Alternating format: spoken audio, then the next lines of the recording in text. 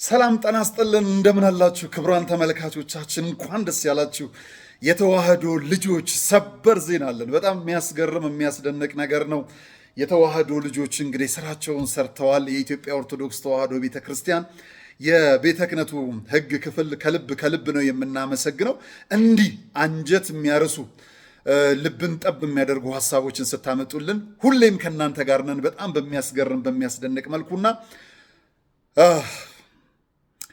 ባለቤቷን የተማመነች በግ የሚለውን ሐሳብ ሊያስረሳ የሚችል ብዙም ጮጴ ባንረግጥም መጨረሻው ላይ እንድናይ እድል የሰጠ ቢሆንም ያመቻቸ ቢሆንም ጅማሬው ግን ይበል በመባሉ ይህንን በሰበር ዜናነት ዛሬ ያቀርበነዋል ማለት ነው። እጅግ በጣም አስገራሚ አስደናቂ ጉዳይ ነው።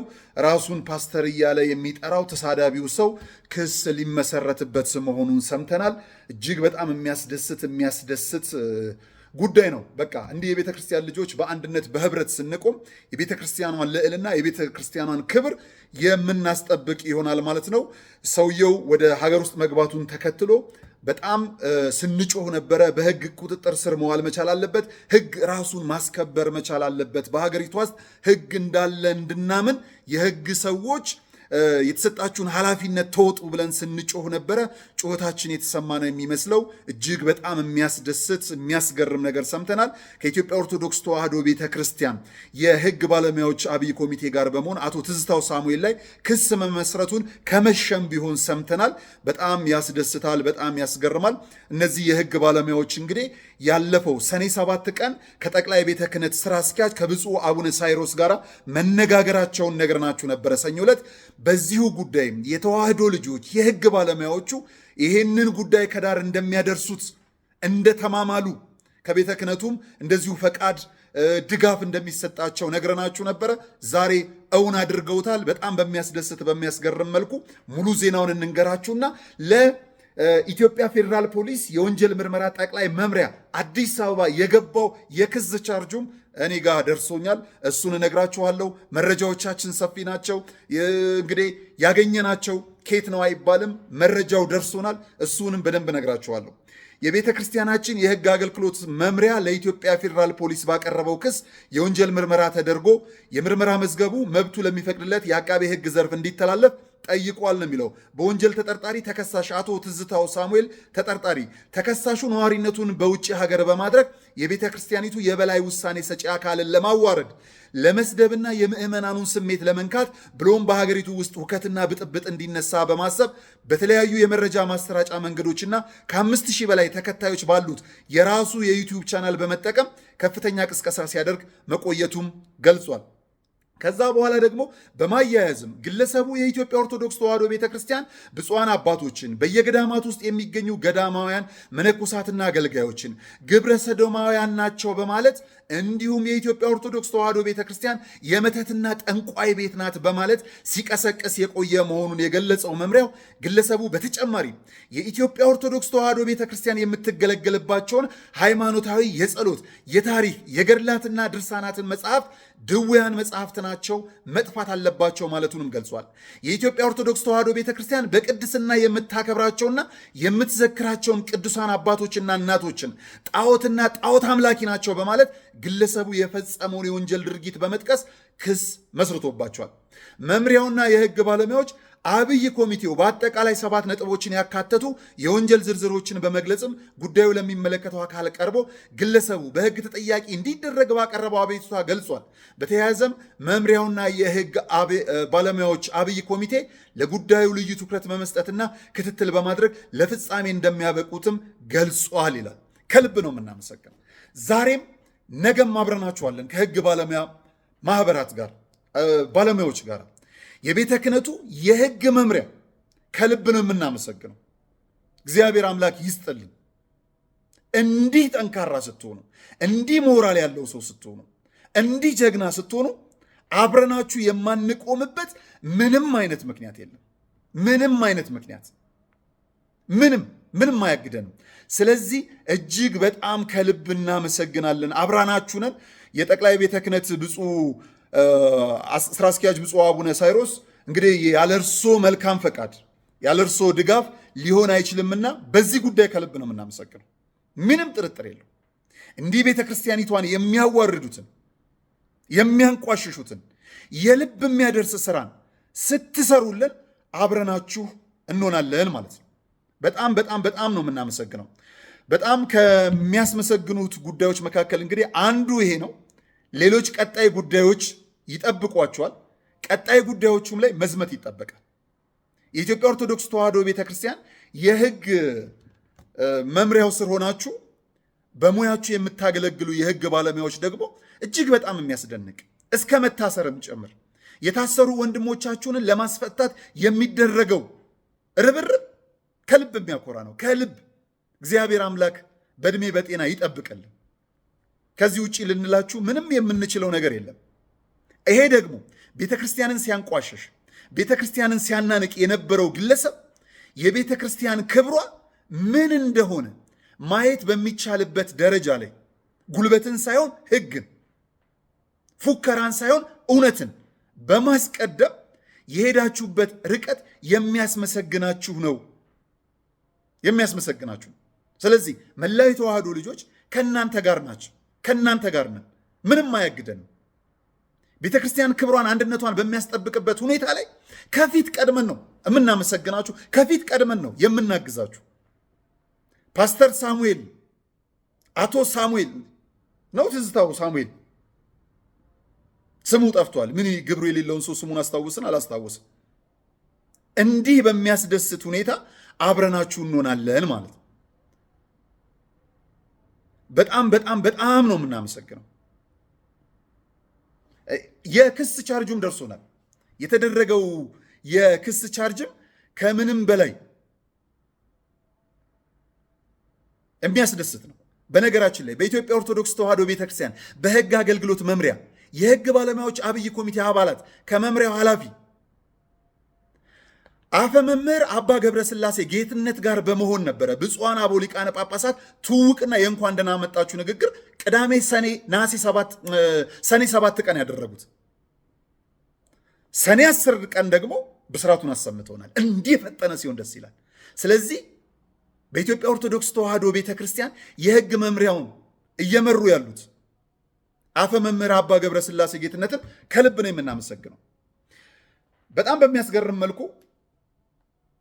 ቀን 10/10 2017 ዓ.ም የኢትዮጵያ ኦርቶዶክስ ተዋሕዶ ቤተክርስቲያን መንበረ ፓትርያርክ ጠቅላይ ቤተ ክህነት ጽሕፈት ቤት ለኢትዮጵያ ፌዴራል ፖሊስ የወንጀል ምርመራ ጠቅላይ መምሪያ አዲስ አበባ ጉዳዩ የወንጀል ምርመራ ተደርጎ የምርመራ መዝገቡ መብት ለሚፈቅድለት የህግ ዘርፍ እንዲተላለፍለት ስለመጠየቅ ይላል።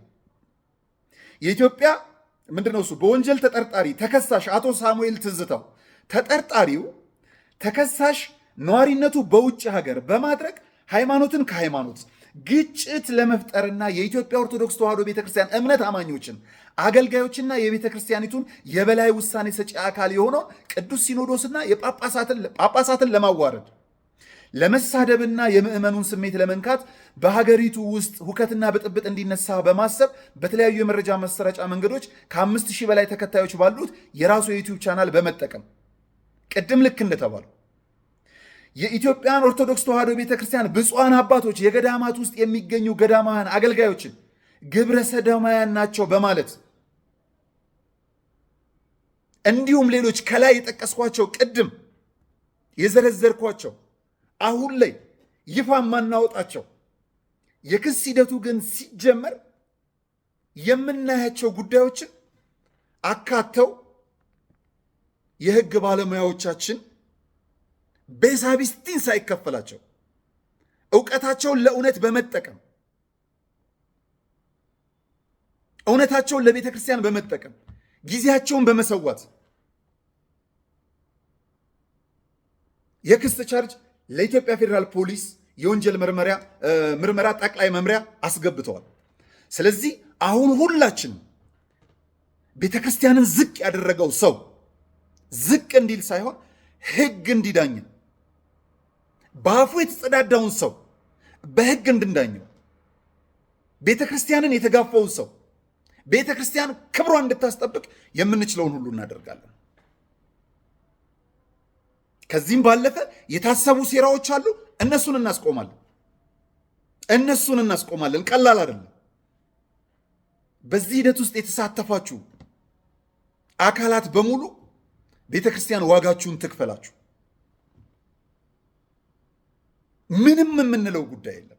እንዲህ ልብን የሚያሞቅ አንድነትን የሚያመጣ የቤተ ክርስቲያንን ልዕልና ከፍ የሚያደርግ የምትሰሩት ስራ እግዚአብሔር ይባርከው። አብረናችሁ ነን በምንችለው መልኩ። መጥፎ ስትሰሩ የተቸናችሁ በሙሉ እንዲህ መልካም ስትሰሩ ደግሞ ከፊት ቀድመን እናግዛችኋለን።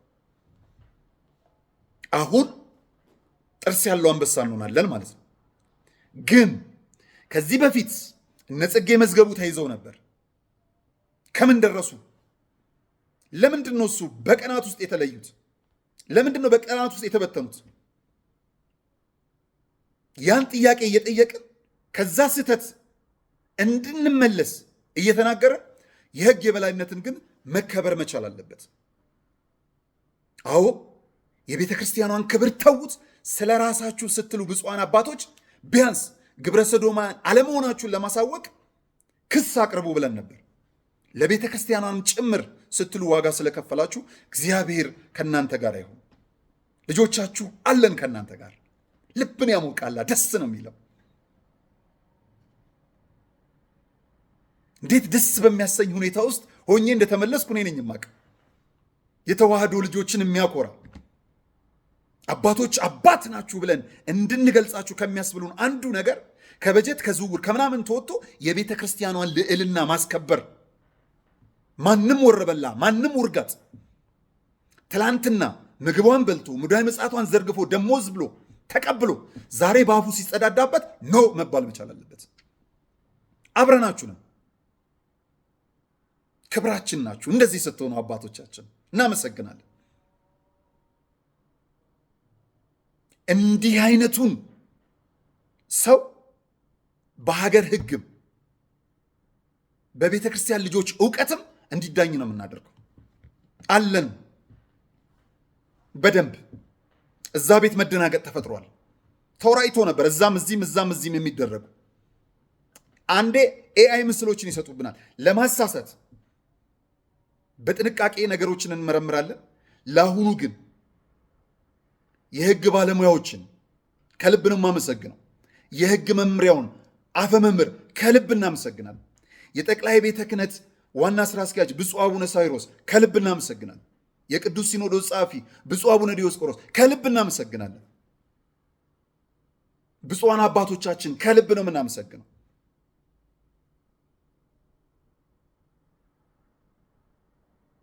ድምፃችሁን ለተዋህዶ ያደረጋችሁ ግፍ የሰራ ሰው ወደ ሀገር ውስጥ ገብቷልና በሕግ መዳኘት ላላችሁ በሙሉ ከልብ ነው የምናመሰግነው።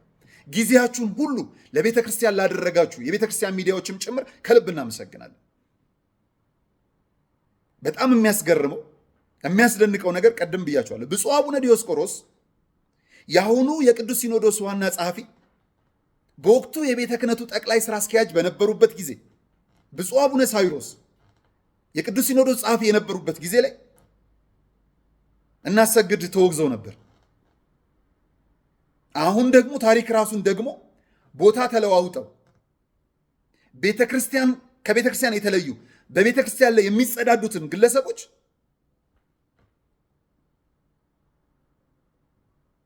ስርዓት ለማስያዝ የታሪክ አጋጣሚው እናንተ ላይ ስለወደቀ ታሪካችሁን እንድትጠብቁ በአግባቡ እንጠይቃለን። ብፁዕ አቡነ ዲዮስቆሮስ የጠቅላይ ቤተ ክህነት ስራ አስኪያጅ በነበሩበት ጊዜ ከዓመታት በፊት ትዝ የሚላችሁ ከሆነ ሚሊኒየም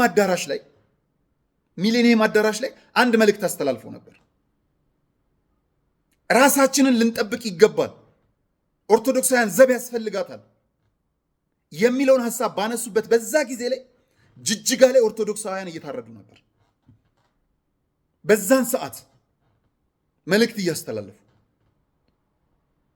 ትላንት ሰኔ 8 ቀን ብፁዕ አባታችን ብፁዕ አቡነ ዲዮስቆሮስ ማዕዶት ለኢትዮጵያ ላይ ሲገኙ እድሉ ተሰጥቷቸው መልእክት ያስተላልፋሉ የሚል ሐሳብ ነበረኝ። ከጎናቸው ካጠገባቸው ነበር የተቀመጥኩት። እድሉ አልተሰጣቸው። ልጆቻቸውን ባርከው ግን ተመልሷል። ሞያ በልብ ነው ብለው ማለት ነው ይመስለኛል። ሞያ በልብ ነው በሚል ምክንያቱም ከእንዲህ አይነቱ ቤተክርስቲያን ላይ የሚጸዳዱ ግለሰቦች እንደ ልብ የሚፈነጩባት ሀገር ላይ መሆን የለብንም። ቤተክርስቲያን ራሷን ልትጠብቅ ይገባል የሚል ተመሳሳይ መልእክት ብዙ ሀሳቦችን እጠብቅ ነበር። ምክንያቱም የተዋህዶ ልጆች በገፍ ሚሊኒየም አዳራሽ ማዕዶት ለኢትዮጵያ ላይ ነበሩ። ግድ የለም ከማውራት መስራት ይቀድማል ብለው ይሄንን ስላደረጉ ብፁዕ አባታችን ከልብ እናመሰግናለን። እንዲህ ነው አባትነት። አብረናችሁናል። የእውነት አኩረታችሁናል። የእውነት ደስ ብሎናል። 1000 እርምጃ በአንድ ይጀምራል። አንድ ብላችኋል። የነብርን ጭራ ይዘናል። አንመለስም። የሚታሰረው አይደለም ነብር። ቤተ ክርስቲያን ላይ ያሉ ችግሮችን መፍቻውን ቁልፍ ነው የያዛችሁት። ህብረትን የሚያመጣ ለቤተ ክርስቲያን ልዕልና ከሆነ በቤተ ክርስቲያን የሚለያይ የተዋህዶ ልጅ የለም። ኦሮሞ በሉት አማራ፣ ትግሬ በሉት ጉራጌ፣ እናንተ አንድ ከሆናችሁልን ለቤተ ክርስቲያን ልዕልና የምትጨነቁ ከሆነ ለቤተ ክርስቲያን ክብር የምትዋደቁ ከሆነ ችግሮቻችን ከእግራችን ስር ይወድቃል። እኛ ልጆቻችን እናንተን መታዘዝ እንጀምራለን። ልባችሁን አጽድታችሁ ለጠፋው ነገር ከእግዚአብሔር ጋር ተማምላችሁ ይቅር ተባብላችሁ ንስሐ ገብታችሁ በአንድነት እርቅ እንድናመጣ የሻሸመኔ ወጣቶች መጡ ስቱዲዮአችን በጣም በሚያስደስት መልኩ። ምንድን ነው እየተፈጠረ ያለው? ለምንድን ነው ሻሸመኔ እየቆመ እንዲህ አይነት መከራው የማይቆመው? ከዚህ ጊቲ ሲመለሱ ባለፈው ከአቡዬ ንግስ ሲመለሱ ኦርቶዶክሳውያን ሕይወት መጥፋቱ የሚታወስ ነው። ስለዚህ ህዝባዊ ይቅርታን እንግባሉ። የሻሸመኔ ልጆች ያስቀየምነው ካለ እንደ ሀገር እንደ ሃይማኖት ይቅርታን ጠይቅ። ልቤን ነበረ የነኩት። አዎ እንዲህ ልንባባል ይገባል። የሻሸመኔ ወጣቶች አርአያ ናችሁ። ነገም እናንተ ያነሳችሁት ሀሳብ ልቤን ስለገዛው ነው። እስቲ ይቅርታ እንበል። ይቅርታ የምንለው አካል ካለ እግዚአብሔር እንዲታረቀን ተደጋጋሚ በደሎች ተደጋጋሚ መከራዎች እንዳይመጡብን ብፁዓን አባቶችንም ቤተክርስቲያንንም ምዕመንንም የሀገር ሽማግሌ ህዝብንም ይቅርታን ጠይቅ። የሚገርም ሀሳብ ነበር ያነሱት። ከምን እንደደረሰ አላውቅም። ይሄ ያስፈልገናል። እግዚአብሔርን ይቅርታ ልንጠይቀው ይገባል። በአንድነት በህብረት ልንቆም ይገባል። እንዲህ አይነት ችግሮቻችን ከእግራችን ስር ይወድቃሉ። ቤተክርስቲያን ላይ ማንም መቀለጃ መንገዶችን አይከፍትም። ስለዚህ የተዋህዶ ልጆች በጣም ደስ ብሎኛል። ጩኸታችን መሰማቱ በራሱ አስደስቶኛል። ፓስተር ትዝታው በህግ ሲዳኝ ማየት እፈልጋለሁ። ምንም ጥርጥር የለው። ወደኋላ እንዳትሉ ብፁዓን አባቶቻችን፣ ጉዳዮቻችሁ በሙሉ ፕሮጀክት መመረቅ እንዳለ ሆኖ ፕሮጀክቱን የምናከናውንባት ቤት ተነቃ የምንመርቀው ፕሮጀክት የለም። ስራዎቻችንን አቁመን ወደዚህ ሳይሆን መልቲ ሆነን ወንጌልን እያስፋፋን ወንጀልን እያጠፋን ወንጌላውያንን እያሰማራን ወንጀለኞችን እያጠፋን ቤተ ክርስቲያኗን ለክብሯ ለአንድነቷ በምታደርጉት ጉዞ ላይ አብረናችሁ ነው። ይቀራል ገና እነ ቅድስት አርሴማን ጣዖት የሚሉትን እነ ሰማዕቱ ቅዱስ ጊዮርጊስን የሚሳደቡትን ቤተ ክርስቲያን ላይ መከራ ያመጡትን ቤተ ክርስቲያን ትከፈላለች ያሉትን ወደ ህግ አደባባይ መምጣት አለብን። ምን ይዘው ነው ቤተ ክርስቲያንን ለመክፈል የተነሱት? የጥላቻ ንግግር ነው። እነዚህን ሁሉ እንፋረዳቸዋል። አብቅቶላቸዋል ያሉትን እንዳላበቃልን እናሳያቸዋለን። በህብረት በአንድነት በኩራት በጋራ ቆመን ቤተ ክርስቲያንን እንታደጋታለን። እግዚአብሔር ከእናንተ ጋር ይሁን። ደግሜ እላለሁ የህግ ባለሙያዎቻችንን ከልብ እናመሰግናለን። ጠቅላይ ቤተ ክህነት ላይ ያላችሁ የሥራ ኃላፊዎችን ከልብ እናመሰግናለን። እግዚአብሔር አምላክ ከእናንተ ጋር ይሁን፣ ፍጻሜውን ያሳምርልን። ነገ ደግሞ በተሻለ መረጃ በጨመረ መረጃ አብሬያችሁ እመጣለሁ። ከኔ ጋር ስለነበራችሁ ከልብ ነው የማመሰግነው። ኦርቶዶክሳውያን ፉከራ ሳይሆን ተግባር ነው፣ ስድብ ሳይሆን ህግ ነው። እውነትን ይዘን እስከ ደም ጠብታ እንሄዳለን። ምክንያቱም ፍትህ የምንፈልግ ህዝቦች ነን። እግዚአብሔር አምላክ ከሁላችን ጋር ይሁን። ሰላም እግዚአብሔር ከሁላችን ጋር ይሁን። መልካም ጊዜ መድኃኔ ዓለም ሞትን ድል አድርጎ በኃይሉ ስለተነሳ በፋሲካው ማግስት ገዳማውያኑን በፍጹም እንዳንረሳ የተዋህዶ ልጆች የእናቶች በዓት አልቋል ብላችሁ እጃችሁ እንዳይሳሳ ደግሞስ ብታዩት የአባቶቻችሁን ፍዳና አበሳ። መቼም ምክንያታችን ነው ለበረከት ተጀምሮ ያላለቀው የኔና የናንተን ምጽዋት የሚጠብቀው ገዳማችን ሙታንሳ። ስለዚህ ለበረከት ሥራ የምትጣደፉ ሁላችሁ የሙታንሳ ማር ቅዱስ ሚካኤል አንድነት ገዳም አባቶችን አደራ እንዳትረሱ።